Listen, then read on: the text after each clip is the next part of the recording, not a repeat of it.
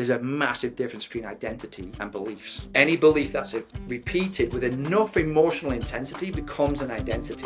And our identity is the strongest driving force we've got. We will die to maintain that we were right about who we were. Hello, and thank you for joining us today on the Gentle Art of Crushing It show, where we focus on learning and sharing with our listeners all there is to know about how to create success in our lives. This show stands on the shoulders of giants. Our mission is to empower and inspire our listeners to create the life of their dreams whilst having a blast in the process. Let's celebrate life together. Welcome to the show. Well, today on the Gentle Art of Crushing It, we have the pleasure of speaking with my friend and super amazing coach and so much more, Andrew Devlin. So, Andrew, thanks again for joining us on the show. I'd love to start us off with just learning a bit about you. So, please share with us a bit about your, background. Tell us about you, who you are, what you're all into, and please also share something with us that we, most likely won't know about you. I am obviously not from America. I was born in a very wet, cold, damp land. So I'm from the northwest of England. My hometown is famous for building nuclear submarines. And we are affectionately called the longest cul-de-sac in the world. So it's about 40 miles driving along the road before you can turn left or right. So at the end of this peninsula, so surrounded by the ocean, we've got like these incredible sand dunes, and then there's really industrial town. And so I did not like the grey and the rain, and I longed for sunnier climates. So I now reside in St. George, Utah, so right on the border of Arizona. We're about 12 minutes away. It's pretty much the opposite of England. It is, I think, 105 degrees here today, which feels pretty cool. We get very infrequent rain, and I look that way, and there's red rocks, and there's a bit further, there's pine trees and mountains. So, yeah, it's a world away from the north of England, and I love it. I love it here. Yeah, what's not to love, right? I see your, Instagram. I follow you there, and I think also on Facebook, you share a lot about your outdoor adventures. I know, for a while you had a side by side, and now you got a Jeep, and you do some mountain biking as well, right? So, you obviously your whole family loves the outdoors. Yeah, we were in Colorado for 18 years, and so we skied and mountain biked.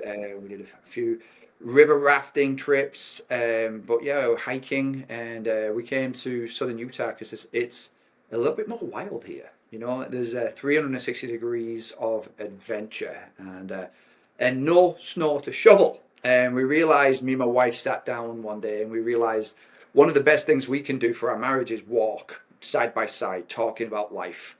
And in Colorado, we didn't really do that in the winter, and we definitely saw an impact in marriage. So we're like, right, where can we walk side by side year round? And where can I mountain bike year round? And we still like to ski. And so we have a ski resort about an hour, 20 minutes away. It has 300 inches of snow. We have Las Vegas, which is 90 minutes away. We have Lake Powell, two hours away. And we have the Grand Canyon about 80 minutes, or 80 miles, should I say, off road to the south. So it's a very unique, diverse landscape, and I like variety. So I left England at 19. I went to Careers Day, and they said, "What do you want to be?" And I said, "I want to be a windsurf instructor." And because windsurfing sounds weird, but saved my life. And when I was 8 years old, I went through a glass door and damaged my spine, slipped my legs to bits. You could see the bones in my legs from how deep the glass door went through. And I spent about 4 to 6 months relearning how to walk again properly. I was in a collar. I missed most of school. I ended up in high school, and I was in and out of school for probably about 3 years, 2 or 3 years. So by the time I got to high school, I didn't have a clue what was going on. And I felt like I was playing catch up. I was still very much mentally 9, because that's why when with my accident, I emotionally shut down at the time, stopped speaking, all that stuff. And so by the time I went to high school, I was like out my depth. And I remember going to math. And in England, I don't know if it's the same over here, but you have different levels of classes in the same year. So you have the A students, the B students, the C. And I was in the bottom class, the special ed class. And I remember going into math, and my math teacher would say, "Hey, you're not going to be able to do this. Go play Tetris." And I was like, okay. And then I'd go to English, and it would be like, "Hey, you got everything wrong. Why do you even bother coming?" And I was like, "I don't know."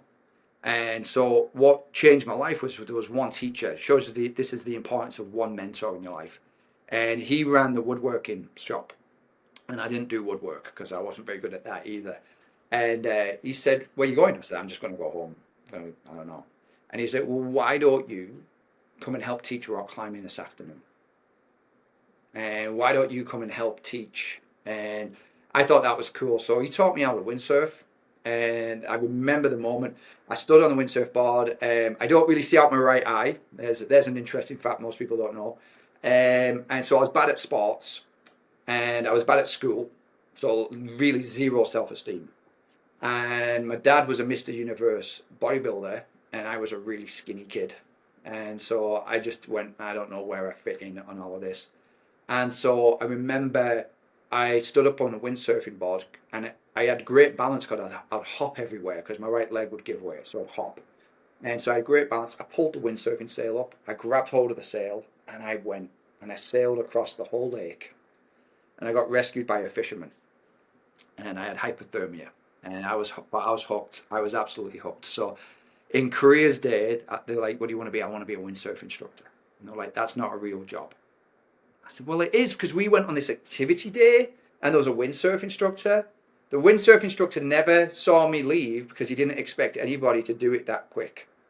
So he thought I was a windsurfer who just was there, and I stood up and windsurfed away. So no alarm bells went off for that guy. But I knew that he got paid. And so I knew if he got paid, I could get paid. And I remember the careers advisor said, "If you like water so much, why don't you become a plumber?"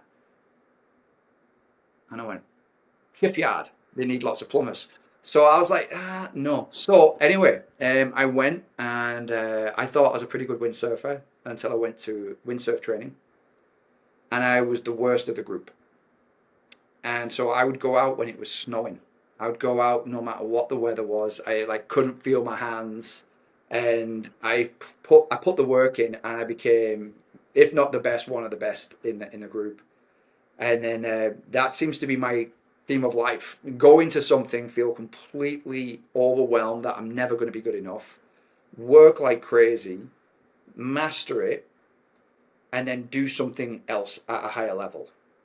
If that makes sense, then quit, go and put myself into another situation where I feel completely out of my depth, feel like I'm not good enough, feel like I'm never going to get it so it feels like a piece of cake, and then next level. So did that and traveled, taught in England, Wales, France, Spain, and then I'm back in England teaching windsurfing, and not particularly happy. Love my job, but it started snowing in June in England, and I'm in a wetsuit, and I went, "Can I stay in a wetsuit till I'm 65? No."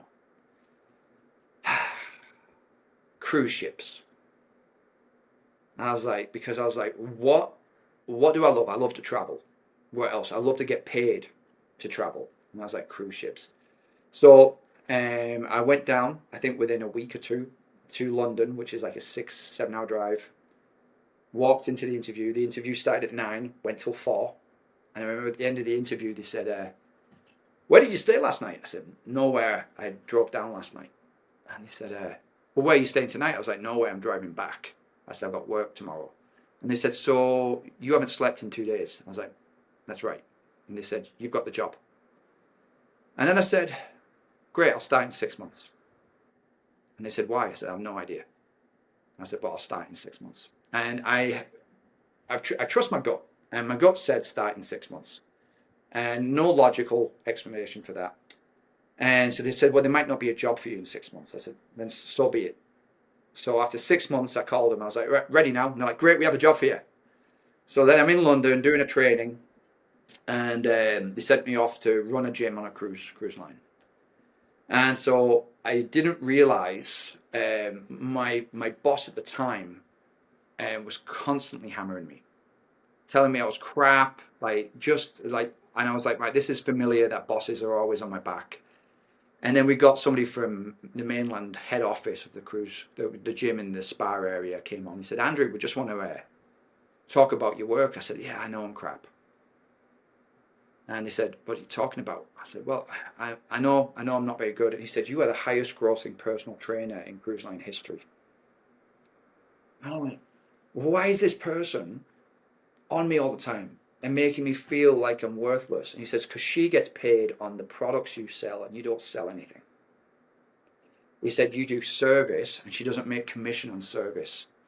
And because the cruise line sold bath algae, I'm sorry if anybody out there bought that bath algae. I never sold it to you if you did. But it was promising like 10 pounds of weight loss for sitting in a bath with algae.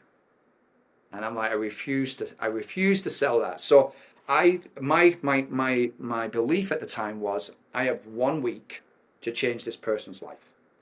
And if I work them out, they could be solved. But if I educate them about health and exercise, they can go back to their normal life and have massive improvement. But this is the most free time they're going to have this year. So I just saw it as a purpose so I could step into people and help them learn, help them educate them so that they could go back and make better choices. And I thought I was going on the cruise ship to meet a guy because I thought I was going to meet this guy that we're going to do business together. And he was going to show me my next path. And then I met this cute girl. And she happens to live in Colorado. And we've been together 20 years. 4 kids, 12, 13, and just turned 15. 2 adopted, and then we homeschool them for the last like 8 years, something like that. And we've created our own homeschool curriculum based on being an entrepreneur. And so that we can teach the kids about compounding, interest rates, all the things that I feel like school doesn't teach you. And then you should. But should, yeah, you know how a plant reproduces, but you don't know how to balance your own finances and all of that stuff. So we do travel a lot, and we've been all over the world with the kids, and I see it as doing business, creating income allows my kids to have a very unique upbringing, so that they can have a different perspective of the world. If you only grow up in the US, you have maybe an underappreciation sometimes, and what I found is this is still the land of opportunity. There's no place on the planet like it. I could not have done what I've done in the UK, and America does reward vision and it does reward action, and I still believe that in 2023. Are you an entrepreneur or real estate investor looking for the ultimate solution to your business problems? Look no further than Nourish and Sow. Our solution-focused consulting firm provides expert support in business operations and technology integrations. We help you build and implement the systems you need to succeed and streamline your business processes. Visit us at nourishandsow.com/crushingit to learn more about how we can help your business thrive. Nourish and Sow, helping entrepreneurs crush it every day. I love that. I love that, Andrew. And there's like so much to unpack there. So I just want to touch on a couple things. I feel like one of the things that I appreciate, I've got to know you a bit over the past year, and every time I spend time with you, I walk away from the interaction feeling inspired, feeling better about myself. And so, I just kind of wanted to acknowledge that and say that, I really do appreciate that about you. I also feel like you do a good amount of introspection, looking into, are you aligned with your goals? Do you feel like your goals are, a good fit for you and that sort of thing? So with that being said, would you say, that, because one of the businesses that you're involved in now is you're a performance coach, right? And a very incredibly, gifted one. Would you say when would you say that started to unfold for you? Like, when did you start asking the question, like, I feel like this would be a good fit for me? No, that's a great question. So, I was involved in the world of chiropractic when I came over to the US, and just a chance happening, talked to somebody. Before I know it, I'm working for this chiropractor. And long story short, I ended up working for a different chiropractor. And I did everything a chiropractor does apart from adjust. So I did the exams, I did the consultations, I did the report findings, I took the x-rays, I marked the x-rays up, I did the trade shows, I manned the booth, I did all of that so he could make money adjusting. And in that time, I was still personal training in the mornings and in the evenings. So I was out the door at 7 and I was back home at 8 p.m. And we had 2 little kids at the time. And I'd always had a healthy dose of anger. I dealt with my problems head on and normally physically. And I just had this temper. And the way I'd blow it off was with motorcycles or cars just as fast as I could go. Going to the gym, and then I've done my healthy amount, I don't know, maybe unhealthy amount of drinking. And again, English culture, we drink a lot. What I think over here people would say you have a problem is just a normal social drinker in the UK. But I definitely had this anger. I did not like who I was. I knew I could be a better husband. I knew I could be a better dad, but I didn't know how to change. And so I remember my boss at the time told me I reminded him of Tony Robbins, and I had no clue who Tony Robbins was. And then he gave me a CD set called Get the Edge. And I listened to that. I'm very, very dyslexic. And so I actually got tested a few years ago. And I've got, what did it come out? It's a 8-year-old math level, 12-year-old spelling level, and a 16-year-old's reading level. And so I read pretty slow. I spell badly. Math for business isn't great. But math, like normal math, is really bad. But for some reason, business clicks for me. I don't know why. My oldest daughter is exactly the same. Like she can get business, no problem, but math is awkward. So I felt like I was struggling with dyslexia still, and audio was great for me. And so I devoured Get the Edge, and I just consumed it. And I was out walking, I was doing my incantations, and I still hadn't put it into as much of life as I needed to do to get results. And so my wife said, "Hey, I've got you an intro call at Tony Robbins." And I was like, "Cool, awesome. When?" She goes, "Tomorrow at noon." I was like, "In my lunch break? The only time I have off? And you want me to talk to Tony Robbins?" I was like, "Oh." And she's like, "Well, it's tomorrow. That's it." And so the guy calls. I was like, "Hey, Tony." And he's like, "Oh, no, my name's Brian." I was like, "Hey, Brian, are you Tony's assistant?" He's like, "No, I'm the coaching sales rep." And I was like, "Great, when do I speak to Tony?" And he laughed. And he's like, "Never." And he's like, and I said, "Well, isn't Tony a guy with like ACD out?" He's like, No. He's like, "I talk to you and we'll partner you with a coach that's a good fit for you." So anyway, had the call, realized I had some work to do. And then he told me the price for the year. And at that point, it was like $4,500 for the year. And I had $4,500 in the bank. And that was my life savings right there. So I came home and my wife was like, "So what do you think?" And I was like, "It's every penny we've got, almost to the dollar." And she went, "That's a lot of money." I said, "Yeah, it's a lot of money." I said, "But you know what? I've never fully invested in myself." And I said, "And if I was going to go to college right now," I said, "that would be like, $4,500 for college. Piece of, like, wow, so cheap." And I was like, "I need to invest in myself." And so my wife rallied behind me. We paid it. I didn't know there was a payment option. They only told me about paid in full option. I didn't know any of that. So I paid in full. And I got this amazing coach called Dave. And I never missed a call. And I was ready every single week. And it was over the course of, I think I had him for like a year and a half. And after a year, my son got a lung infection, RSV. And he was 6 months old. We're rushing him to hospital. And he's turning blue. And I called work and I said, "Hey, I'm not going to be in today." I said, "Rushing my son to hospital, blah, blah, blah." And he left a voicemail. I don't know if hospitals are any better now, but back then, hospitals were like a blackout zone for cell phones. And so he left a voicemail saying, "It's your wife's job to look after your kids, not yours to get back to work." And I called back and I quit. So the next day I was on the phone with my coach and he says, what are you going to do? I was like, I don't know. I don't know. I said, I don't want to keep this pace anymore. I said, I don't know. I said, I think I want to do this coaching thing.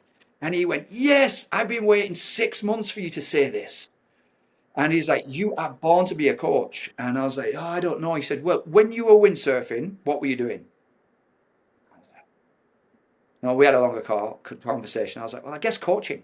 And he's like, and when you were helping kids in school learn how to rock climb and windsurf, and yeah, I guess coaching now. And he said, and when you were a personal trainer, and a lot of times people were talking about their beliefs and their struggles, and I said, yeah, that was a big part of it.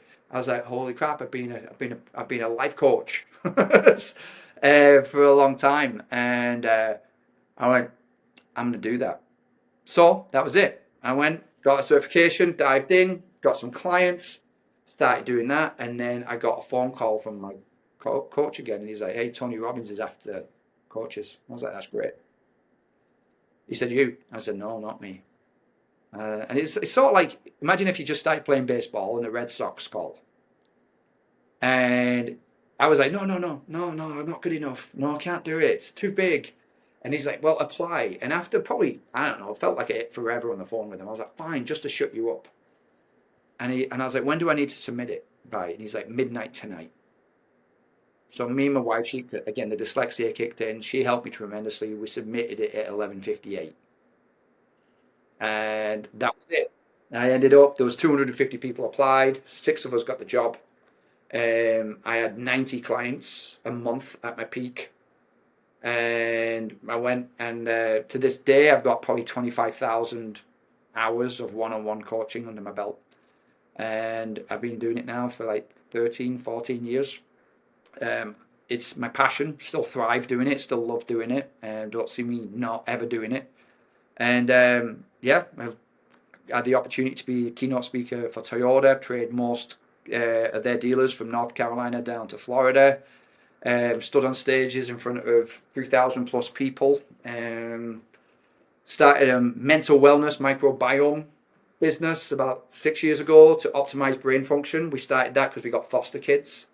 And we were trying to look at ways to optimize brain function. And now I realize I can come from brain function from a coaching standpoint to change brain function, to change brain chemistry. It takes a good amount of time. But then we can do, different types of bacteria strains as well to increase serotonin, dopamine, increase focus, happiness, joy, all of that stuff. So now it's much more of a holistic approach about helping my clients get to their peak, because if you're in business, it's a roller coaster ride. And, we need to be our best at physically, mentally, spiritually, emotionally. And this is just making sure we're coming from all angles to help people be the best spouse, be the best parent, be the best business person that they can, because it's a lot of work, and sometimes we get lost in the mix as well. So my goal for my clients is that I help them ignite their own inner genius, and that I don't want them to help them achieve this in business while relationships or health does this. It's like, I want all boats rising as that tide comes in. If we're doing it right, relationships should improve, ability to parent should improve, health should improve, physical fitness should improve, and business should improve. Because I've seen so many people, they sacrifice for one area of their life and then everything else is in chaos. And then they spend all their time trying to get that catastrophe into an okay place while everything else goes down the toilet. And sometimes it's too late. Health, divorce, kids grow up.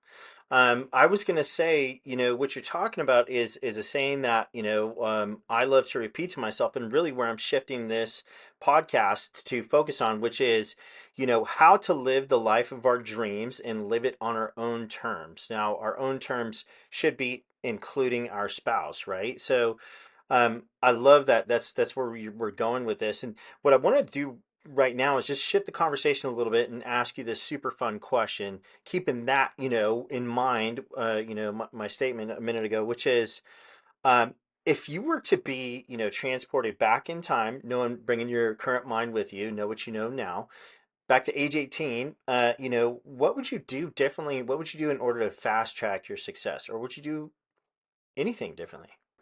Yeah, first I'll tell him how proud I am of him because he made a big leap away from everybody he knew and went and did something that everybody like it wasn't like, oh yeah, that's a great idea, Andrew. Like, yeah, go travel the world. you know. It was very much people don't leave. But first thing I'll tell him is get great at building relationships and holding those networks because I've realized now the key to success is not how much I know, it's who I know. And I haven't traditionally done a great job. It's like I've traveled a lot and I've got that traveler's mentality of I'm probably not going to be here too long. So don't put roots down because it's hard to leave if you've got roots. So I'm rooted in my family, my wife, and my kids, but then everything else has been pretty like little roots. And so I realized that my whole time in Colorado for 18 years, I was like, I probably won't stay here long. Probably won't stay here long. And looking back, I'm like, wow, if I knew I was going to be there for 18 years, I'd have developed more and held more relationships. So same thing now in Southern Utah. So I'd have told him to build relationships and then work on expanding his beliefs. I used to believe who I was fixed. And that's, this could be the whole podcast right now, but there's a massive difference between identity and beliefs and behavior.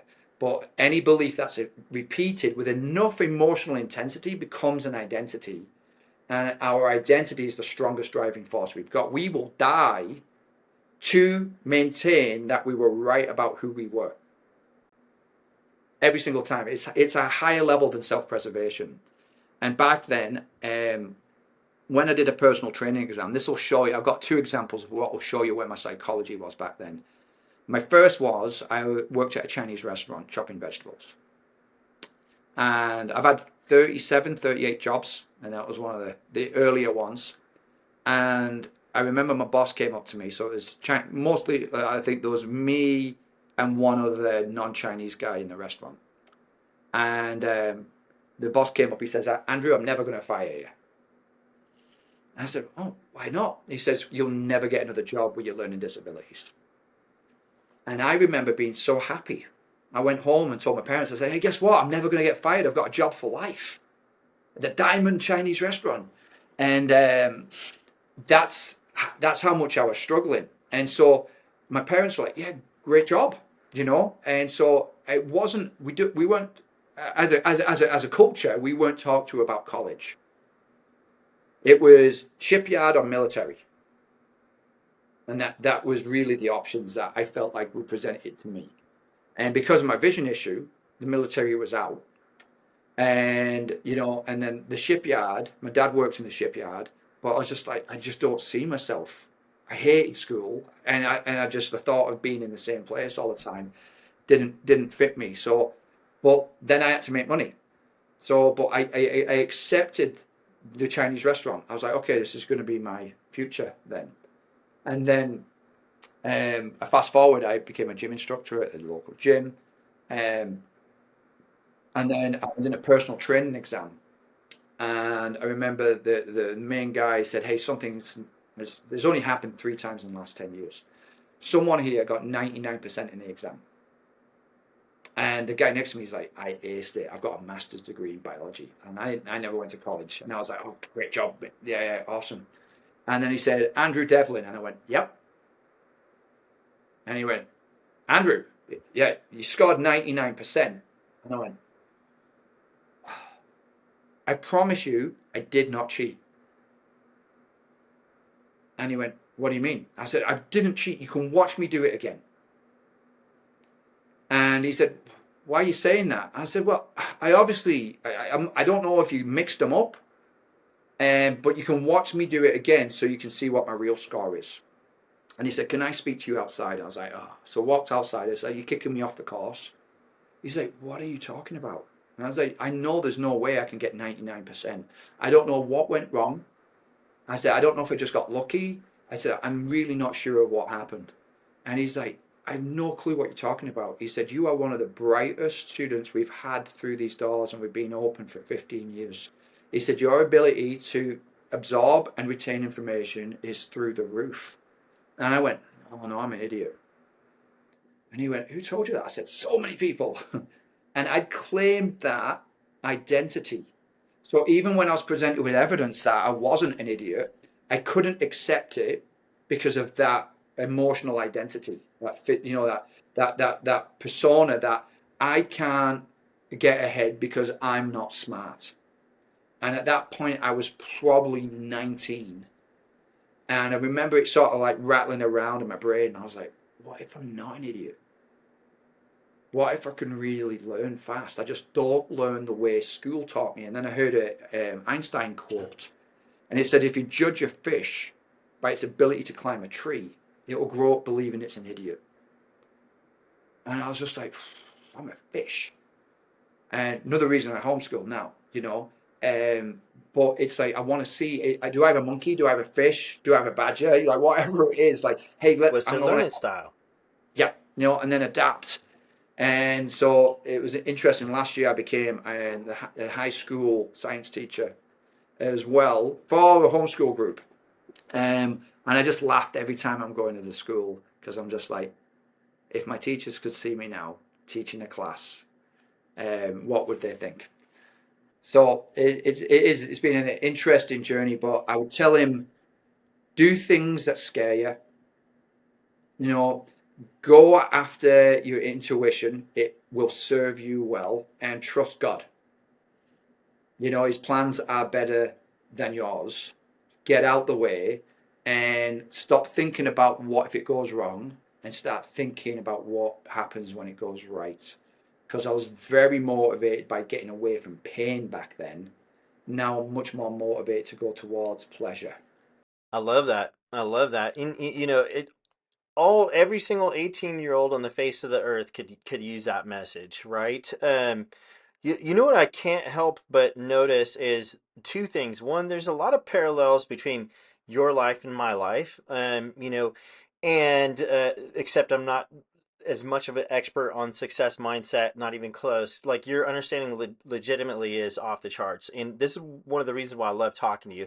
But the other parallel is, between your life and Les Brown's life. And I think anybody who knows Les Brown's backstory, this is like, he is the epitome of anybody can come from, the toughest of challenges, the toughest of situations, and be able to, make their dreams come true over and over and over. And I just can't help but, to see that, parallel between your life and his. And so I love that. And honestly, like, I love this conversation so much. It really could turn into a 4 and 5 hour long conversation, but I want to, respect your time. And so with that being said, what I also want to, say is that I encourage anybody who listens to this show, this podcast, anybody who sees it, definitely, I highly recommend reaching out to Andrew. Reach out to him, check out his content, follow him anywhere you can, because he does nothing, and we didn't even scratch the surface on the amount of people that he helps in his heart for helping people. You help a lot of children, throughout the world, and so legitimately any interaction that you have with Andrew, you are going to, walk away from feeling inspired and better about yourself, and more motivated and encouraged to go accomplish your dreams. So with that being said, Andrew, what would you say is the best way for people to reach out to you, people to contact you? Yeah, I've got Devlin Worldwide on Instagram, and then we've got devlinworldwide.com if you want to check out the website. I have a podcast out called Love, so apparently somebody didn't have a clue what I was saying last week when I said my podcast name. So Love, like to love, plus money. I've got a deep dive into relationship stuff there. We've got stuff around there. We've got the author of the 5 Love Languages came on and talked about love languages for teens. We've got like a professional organizer. We've got a world-renowned microbiome expert. We've got stuff on sex trafficking, and we had an executive come on, and she was in a gated community, and she thought it was safe, and it was a neighbor selling her 13-year-old daughter. And it was an eye opener for me. So we've got success stuff, we've got business stuff. I'm really, really passionate on building strong marriages. raising great kids, doing the deep work. So the podcast focuses a lot on that too. Yeah, I love it. And I'm definitely, wasn't aware that you had a podcast. So I am now, and I definitely will follow you. And so super excited. And, I'm also just excited about, our friendship as we go down the road, keeping our network tight. But even more so excited about your, future success because, you're involved in so many, different businesses, and like you did touch on your public speaking. Andrew's an amazing public speaker. I got the chance to hear you twice, right? At the Jason Drees coaching events, and but yeah, with that being said, I just appreciate you so much. Appreciate your time. And so I will go ahead and wrap this episode up. So thank you all so much for, listening or watching another episode of The Gentle Art of Crushing It. Thanks again, Andrew. You're welcome. Thanks for having me on, Doug. Appreciate it. Well, there you have it, ladies and gentlemen. Another episode of The Gentle Art of Crushing It. It was an amazing episode. We know we sure learned a lot, and we hope you did as well. We want to take a second and thank you so much for viewing or listening to this episode.